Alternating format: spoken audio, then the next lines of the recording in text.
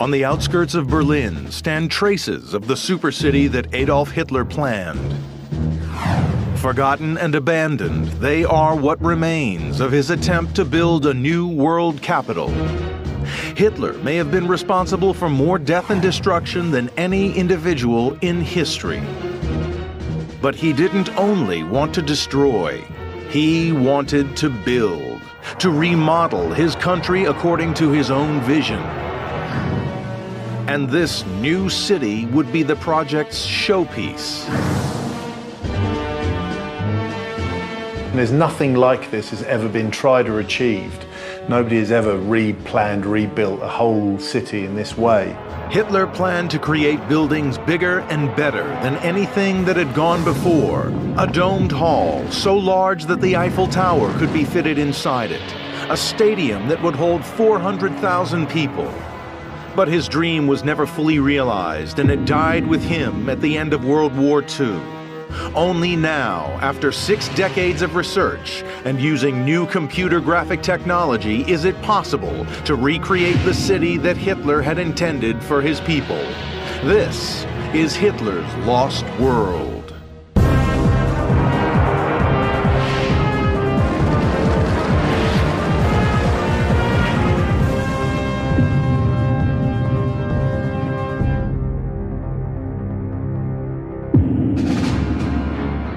Germany, 1933.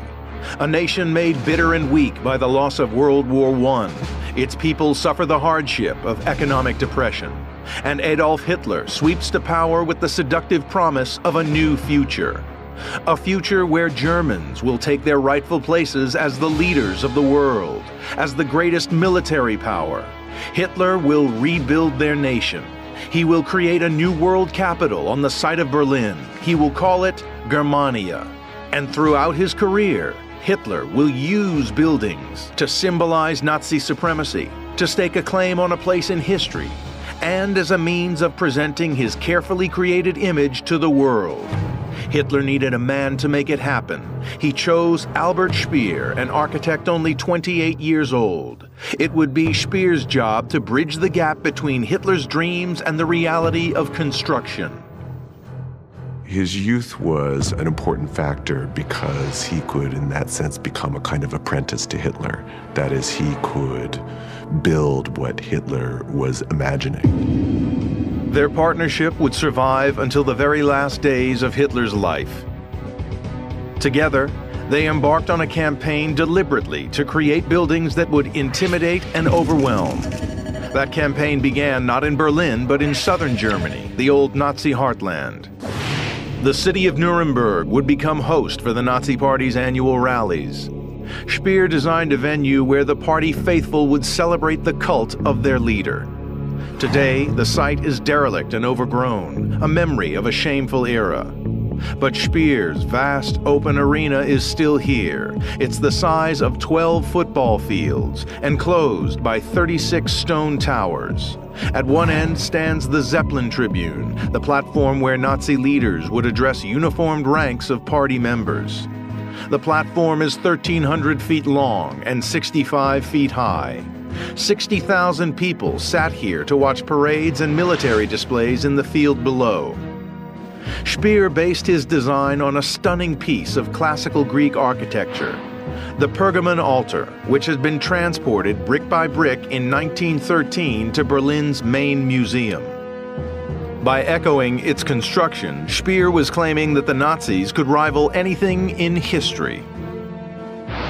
This monument had a series of steps going down it, and then also a large colonnade behind it. Originally, there was a large colonnade behind us here. But Speer didn't just copy what he saw. He set out to improve it and make it appeal in his own time. By extending the staircase and adding stepped seating, he made the tribune much larger than its ancient inspiration. It took 3 years to build, and when it was finished, it was crowned with a 20-foot-tall swastika. Historian Paul Jaskett walks the corridors beneath the speaker's platform. We're standing inside of one of the only remaining structures built by Albert Speer, the Zeppelin Tribune. What you're seeing here is the lobby space that was probably used as a preparation area for party officials before they would go up and speak at the tribune stands above us. Officials would walk out to address tens, even hundreds of thousands of people at the rallies. The surroundings were designed to convince the audience that they were part of something momentous.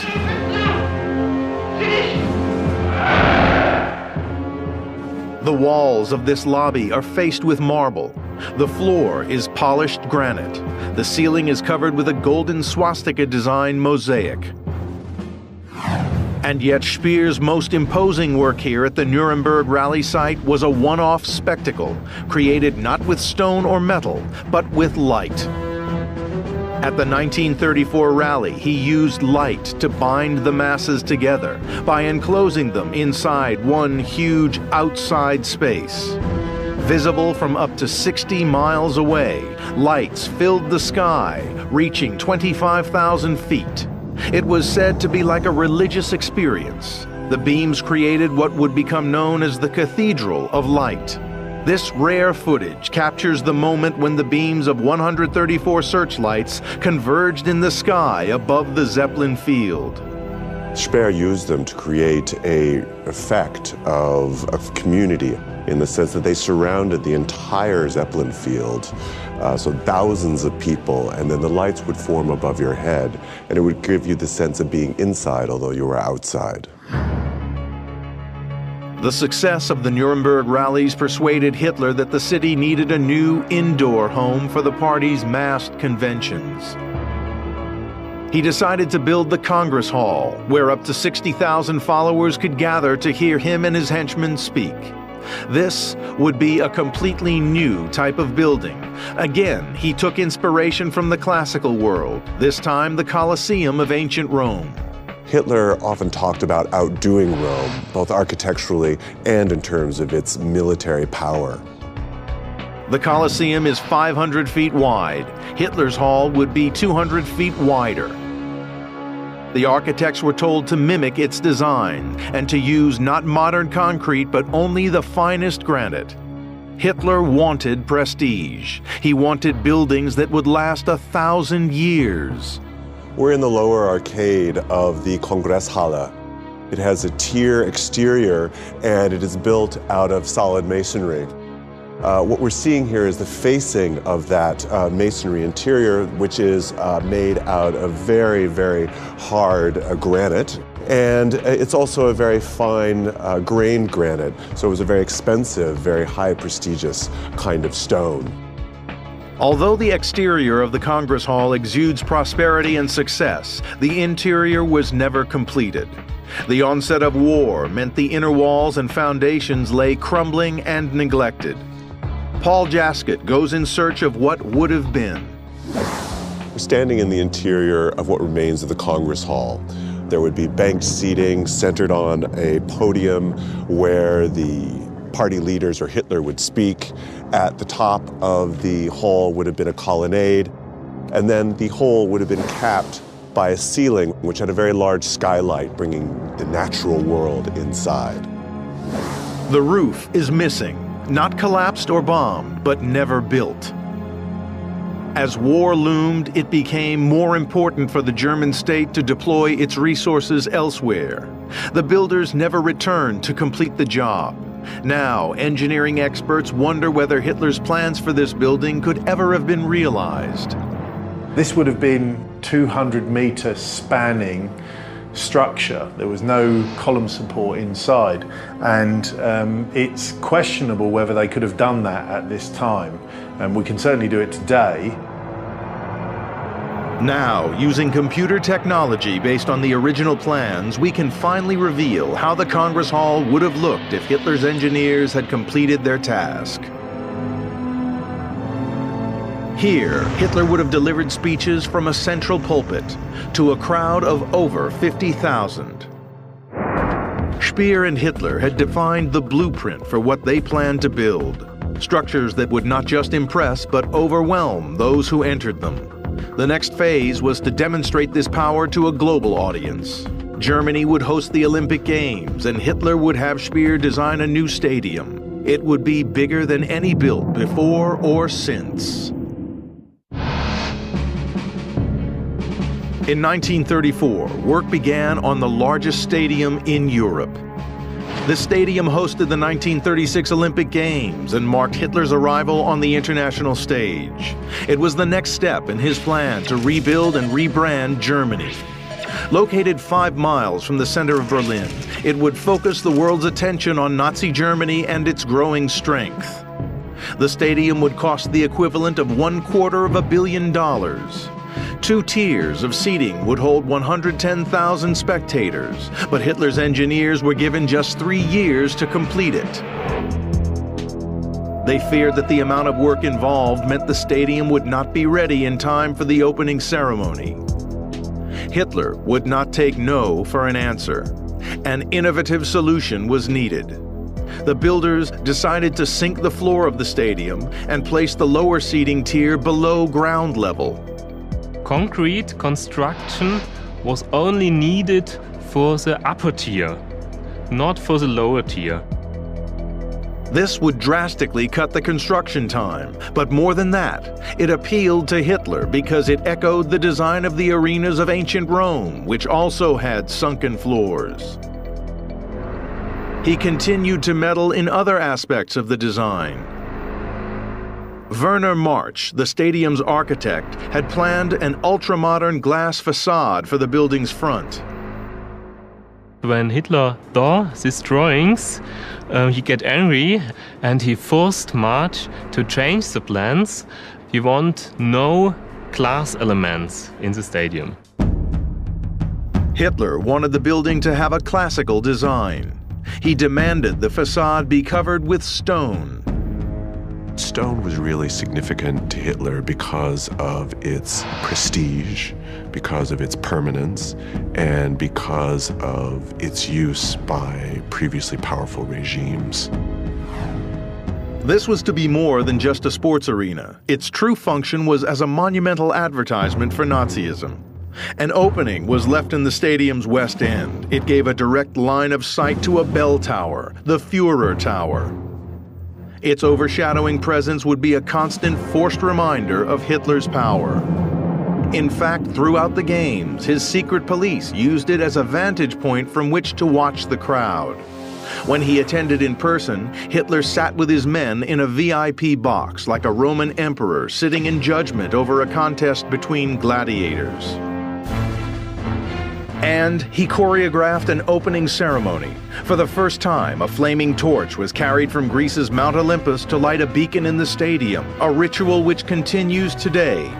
Few realize that it was a Nazi innovation. The athlete who carried the torch through Berlin still remembers the effect this had on the crowds. Die Stimmung war The mood was fantastic, I can tell you that much. There were hundreds of people standing on the streets. I was thrilled. It was just an honor to run with this torch. The Nazi message was clear. They were the natural inheritors of history's greatest civilizations. But not everything at the Games went to Hitler's plan. Although German athletes topped the medal table, the star of the 1936 Games was Jesse Owens, an African-American athlete. Well, Jesse Owens was the hero amongst all the participants and the spectators. He was a personality who stood out from all the other athletes. Hitler ignored the inconvenient fact that the hero of the Games was a man he thought racially inferior. He called the Berlin Olympics a great victory for Nazism. The international community had threatened to boycott the Games, but they had been won over by the spectacle they witnessed. The stadium had done its job.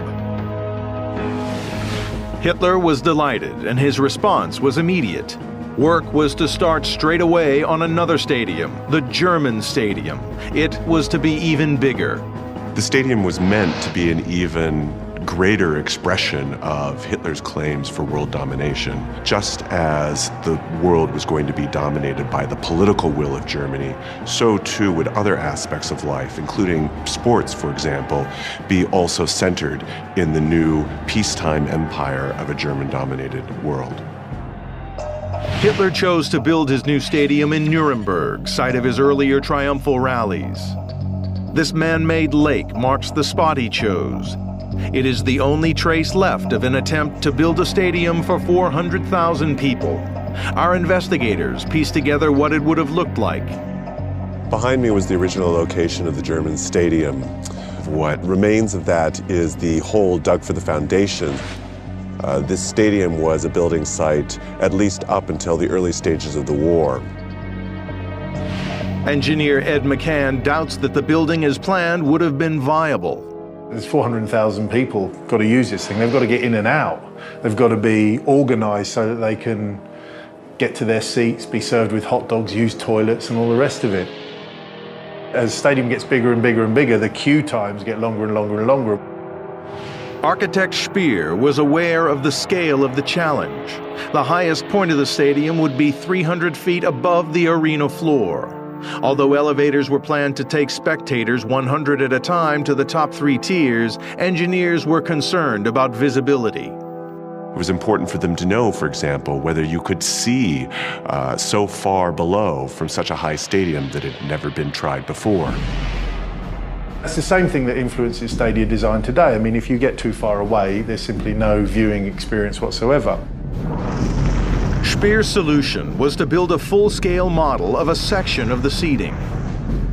By placing 60 workers in the top tier and checking their lines of sight, he could satisfy himself that a stadium of this size was viable. Construction could begin. The stadium would cover 24,000 square feet, 4 times the size of the Olympic Stadium, and it would be finished with red granite, personally selected by Hitler.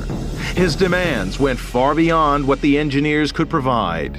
The granite itself for the German stadium required 4 times the yearly output of the entire German granite industry merely to cover its facade. Hitler believed that once Germany became the global power, every Olympic Games would be staged in his new stadium. But it was not to be. The project was suspended as the country's resources were diverted to war and weapons production. The site was abandoned, the foundations filled with water. Today, a lake is all that remains of Hitler's scheme to build the world's largest stadium. But now, computer-generated imagery can reveal what the finished stadium would have looked like. Yet to Hitler, this was just a side project. His main focus was always a new capital. He would tear down Berlin and replace it with an invention of his own, what he called the world capital. Germania.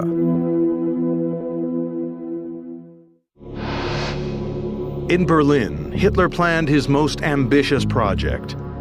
He would replace this city with a new capital, a world capital. He called it Germania. He intended it to be the Nazis' greatest achievement. But Germania was never built. Now, deep in Berlin's official archives, our investigators hunt for clues to what Hitler's dream city would have looked like.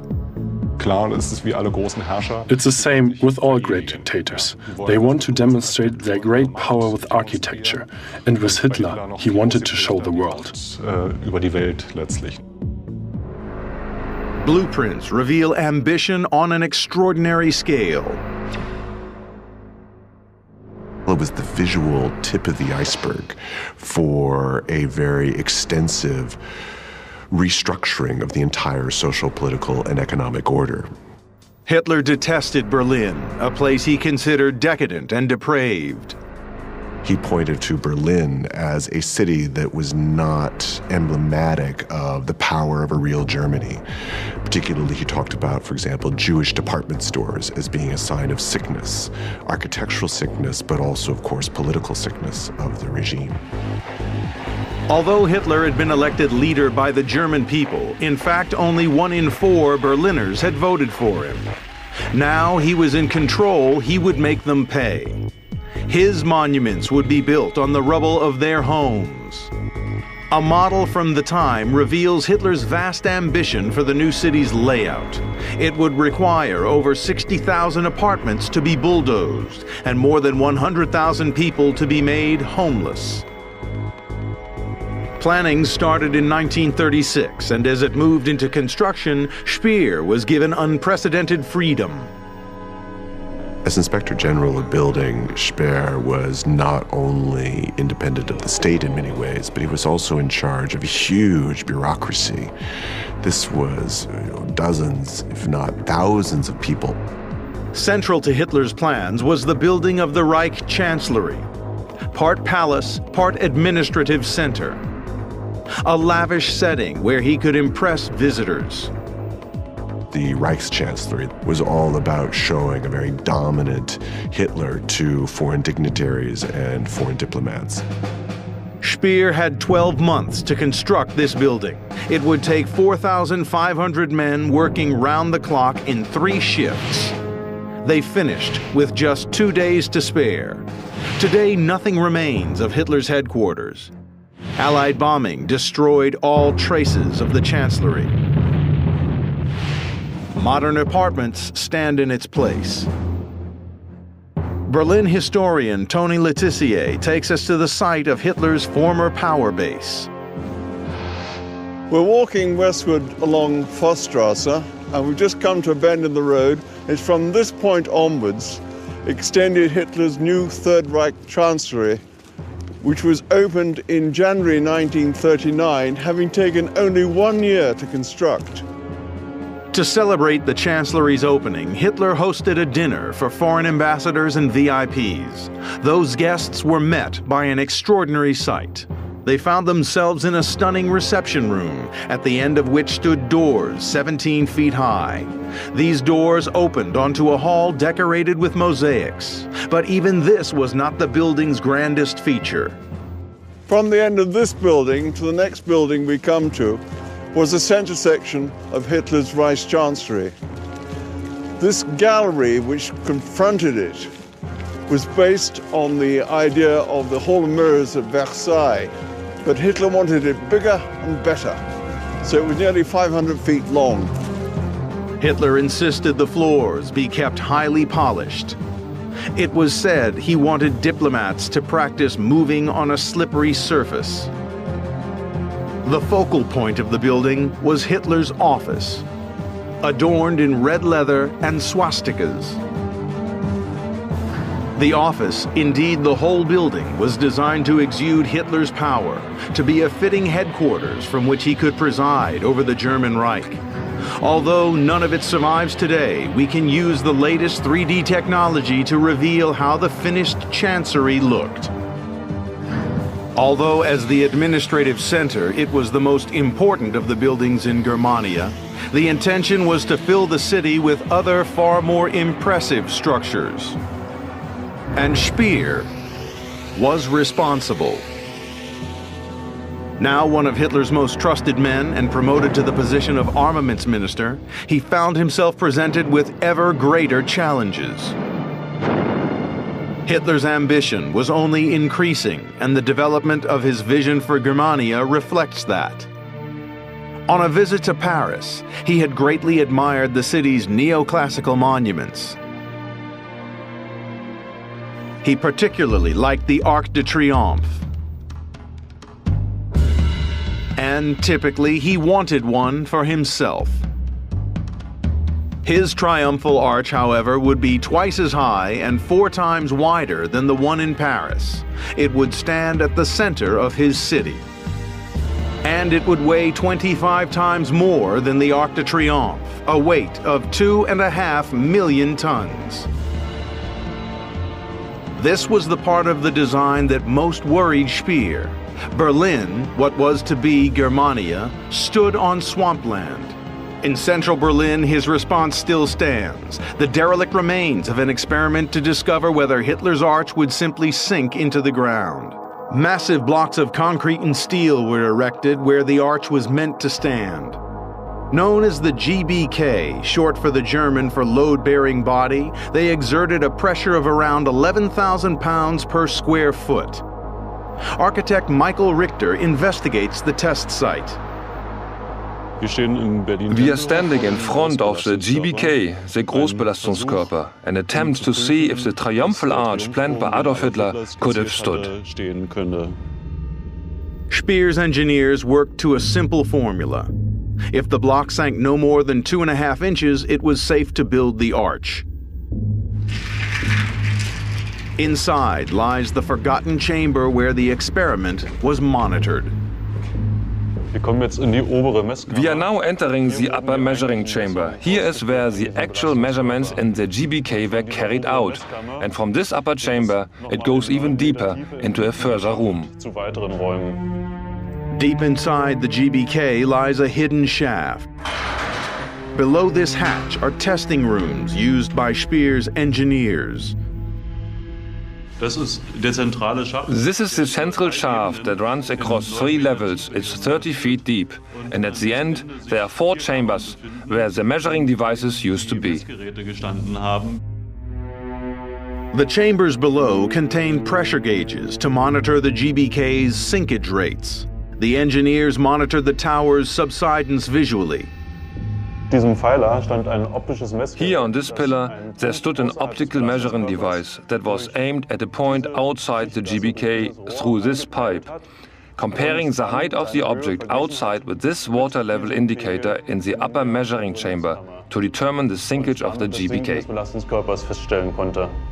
The ingenious experiment proved the Berlin soil was too unstable for the arch. The attempt here showed that it would have been impossible to build the triumphal arch without fortifying the ground.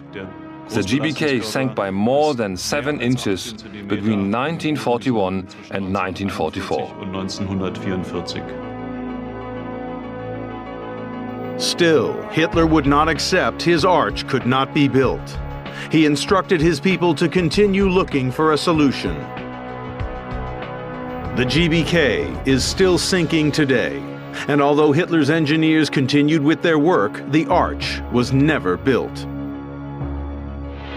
Now, by investigating the plans and using state-of-the-art technology, we can finally reveal how it would have looked. Hitler and Speer were not deterred by this failure. They set about their next project, the biggest of all Germania's buildings, the Great Hall. It would be the city's centerpiece. It would be crowned with a dome so big some said it would have its own clouds and rainfall. Its design would test the bounds of what was possible in construction, and it would demand the ruthless brutality which had become the Nazis' hallmark. It would use slave labor. In 1936, Hitler unveiled plans for the most ambitious of all his building projects. A vast domed space called the Great Hall. The Great Hall was the absolute focal point of the north-south axis. It was a gigantic building which had by far the largest dome in the world at the time. It was intended to be the most important of all of Germania's buildings, a symbol of greatness. It was to be Hitler's engineering masterpiece. Land was cleared, workers hired, digging began. Unlike most of Germania's buildings designed by architects, the Great Hall was designed by Hitler himself. He looked to one of antiquity's most famous monuments, the Pantheon in Rome. He had seen it in 1938. He was impressed. But his own hall would have to be bigger. What's really important to remember is that the scale is so much more gargantuan in the Great Hall. The Pantheon was already a large domed space, but the Great Hall was so much bigger. Engineer Ed McCann assesses the plans for the Great Hall. This isn't just 2 or 3 times bigger than the Pantheon. This is 8 times as wide as the Pantheon. 2.5 times the length of a football pitch. You could fit 2 Saturn V rockets in there and still fly around the top in a small helicopter. This is just an enormous space, and nothing like it had been done before then, and in fact nothing like it's been done since. The Great Hall was to symbolize Hitler's mastery of the world. At its highest point would stand an imperial eagle. It would hold in its claws not the usual swastika, but the world. The dome represented the vault of the sky spanning Hitler's global empire. The interior would mimic that of the Pantheon. There would be a large niche in the main wall. It would contain a 78-foot statue of the imperial eagle perched over a pulpit. 3 tiers of seats would surround a central arena.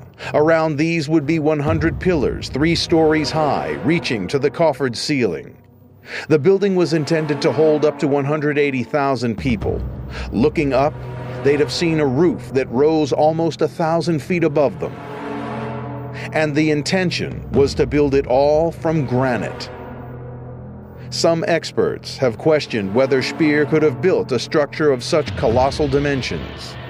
Engineer Ed McCann has made calculations based on the existing blueprints. This dome would have weighed in excess of 200,000 tons. That's about, 500 fully laden jumbo jets. And in order to see whether he was even vaguely right, we took his drawings and our understanding of what he tried to do, bunged it into one of our modern structural engineering packages. Rather to our surprise, found out that it could more or less be made to work as he imagined it. Even though technically possible, the scale of this building would have brought problems. It was suggested that the condensation from the breath of 180,000 people would rise to the top of the dome and then, cooling, fall as rain. To Ed McCann, the proportions of the dome would have rendered it not magnificent, but ridiculous. This is an absolute parody of the Pantheon. I mean, he's taken a very adjusted form and balanced form, structurally rational diagram, and turned it into an overblown, top-heavy, inflated in every sense of the word solution. And I really don't like it at all. I think it's irrational in structural terms, it's hideous in moral terms, and it really doesn't do any justice to its inspiration insofar as that was the Pantheon. This project would never get beyond the land clearing phase, and Speer's plans would ultimately be thwarted by war. But evidence lies all around Berlin of how far he would go to make Hitler's vision a reality. Outside the city lies a center for the production of building materials. It reveals the truly brutal nature of Hitler's quest for glory. It is part of the concentration camp Sachsenhausen. Germania was meant to be built on slave labor. Sachsenhausen was the prototype concentration camp, built in the shape of a triangle so it could be controlled from just one machine gun emplacement. In 1938, it expanded to incorporate a new brickworks. A harbor was built so the camp's enormous output could be carried into the center of the city by canal. Speer had signed a contract with the SS for all the bricks that Sachsenhausen could produce. Given that Sachsenhausen was near Berlin, it was meant to be a major provider of bricks for the rebuilding efforts. For the camp's inmates, the brick production line, the Klinkerwerks, was the most feared assignment of all. The brickworks were feared by the prisoners because it was a punishment unit, and the conditions here were the worst in all the working units of the camp. Single prisoners and groups of prisoners were sent here to the Klinkerwerk to be killed by the brutal conditions of working here. So you can say that the Klinkerwerk was something like a death camp for the concentration camp Sachsenhausen. Camp survivor Adam Koenig recalls the conditions there. First of all, the winter was very hard, was very cold. We didn't have appropriate clothing. There was little food too. It was a bad job, yes. And as a young boy at that time, I thought that must be like hell. The slave workforce had to grow to meet demand. By 1944, 3,500 people were being worked to death in the brickworks. The clinker works were the largest brickworks in whole Europe at that time, and tens of thousands of bricks should be produced here every day. Hitler and Speer's ambition depended totally on their willingness to sacrifice countless lives. Then, the outbreak of war brought them a new challenge. Allied air raids came to Germany. They threatened to destroy all Hitler and Speer had built so far. So Speer began a new set of tests. He wanted to make his city bomb-proof. In 1941, Europe was a battlefield. World War II was raging. The Third Reich was a military state geared for conquest. Adolf Hitler and his architect Albert Speer are planning a new world capital to be called Germania. They had built the Olympic Stadium and the Reich Chancellery. They planned a great hall, another stadium, and vast triumphal arch, a whole new city. But Allied bombs threatened their dreams, so they embarked upon a series of experiments to establish how to make their city indestructible. Still today, it's possible to find evidence of the tests they conducted. In a secret forest location 1 hour's drive outside Berlin lies what was once a restricted test site. Surrounded by rubble, these 4 towers are the last traces of a covert project to create bomb-proof building materials. The local population called this site Berlin Settlement. But this was a prohibited area and nobody had access to this site, nobody. So in 1941, Speer and his engineers started to identify which structures and materials were most resistant to bombardment. They had this idea to develop, to design air raid shelters integrated in normal dwellings. And they want to know how they have to build it, if they are bomb-proofed or not. Their experiments were simple. They built towers, then subjected them to varying types of assault. The kind of ammunition which was used here includes all calibers of bombs and grenades, machine guns and cannons, and maybe they were checking rockets as well.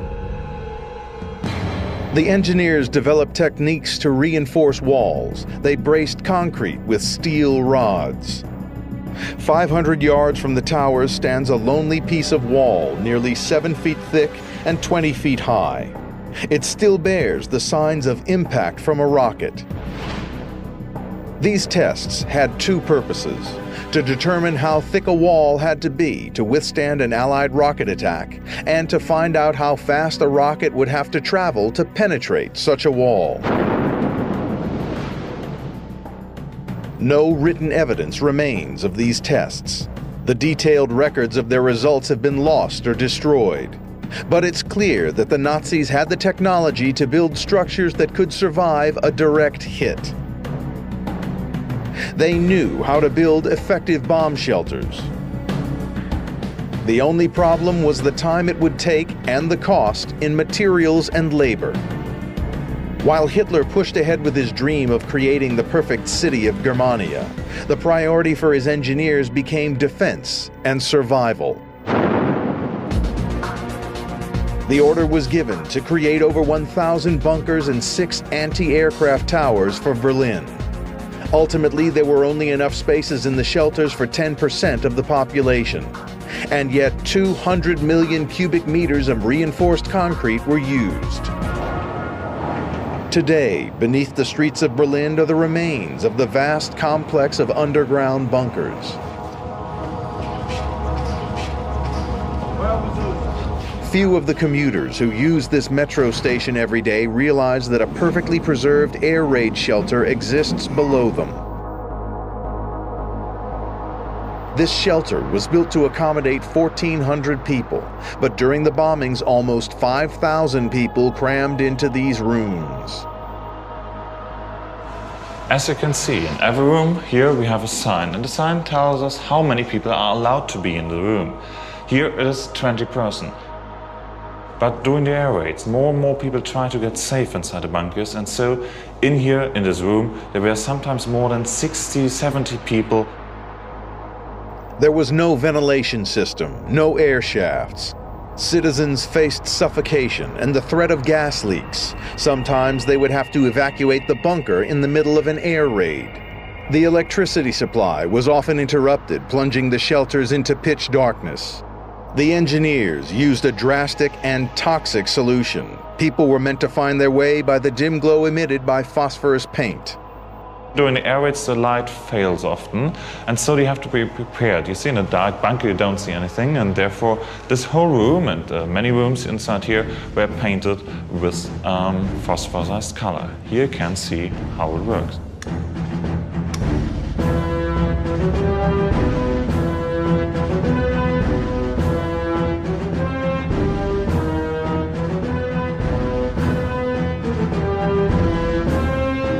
As the people of Berlin were forced to retreat below ground, so was their Führer.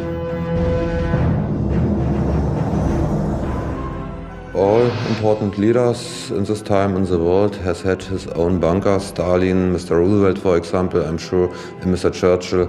And so it's absolute normally that Hitler has had his own bunker in Berlin too.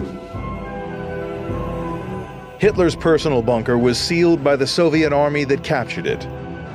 But from blueprints and eyewitness testimony, we can recreate the place where he spent his last days. Rokus Misch is one of the last survivors of the Führer bunker. When he entered it as Hitler's bodyguard, he was assured that it was impregnable. The bunker war wie tot. The bunker was dead. Everyone whispered. I was afraid. I had a neighbor, and he told me that he was there when the bunker was built. He told me it had been built so it could not be blown up. So afterwards, I was content. The bunker was almost bomb-proof. Its walls and ceilings were 13 feet thick. It was not a bunker for living in. It was an air raid shelter to protect people during a bombing raid. There was no comfort in there, nothing. Such small rooms, just 100 to 130 square feet. The occupants were safe from air raids at least, but conditions were harsh, and they could not escape the fact that above them, the war was being lost. Hitler's world shrunk to a warren of chambers, a concrete tomb. Above him, Allied bombs and shells destroyed Berlin, killing any possibility that his fantasy city of Germania would ever be realized. The Hitler-Speer partnership that had begun 11 years earlier with such ambitious plans had ended in absolute defeat. Although it's since been modernized, the Olympic Stadium in Berlin is the only one of Hitler's buildings that was completed and survived intact. The Zeppelin Tribune was all but destroyed by Allied bombing and left to rot. The Congress Hall was never completed. Hitler's headquarters, the Reich's Chancellery, was bombed and eventually removed brick by brick. And the building sites of the German Stadium, the Triumphal Arch, and the Great Hall were all abandoned. The architectural dreams for Berlin and the ideological dreams of Germania were, of course, a disaster. They resulted in the almost total destruction of many German cities, including Berlin, as well as the absolute downfall of the state. Hitler finally took his own life on 30th April 1945, knowing that the war was lost and that Germany was in ruins. Hitler's architect, Albert Speer, was arrested, tried, and sentenced to 20 years in prison. He died a free man in London in 1981. Had their dream been realized, the city of Berlin would be dominated by the grotesque monuments like the Great Hall and the Triumphal Arch that they had built to glorify the Nazi regime. Berlin would have been made the capital of a Nazi-controlled world, and every major city would have been rebuilt in its likeness.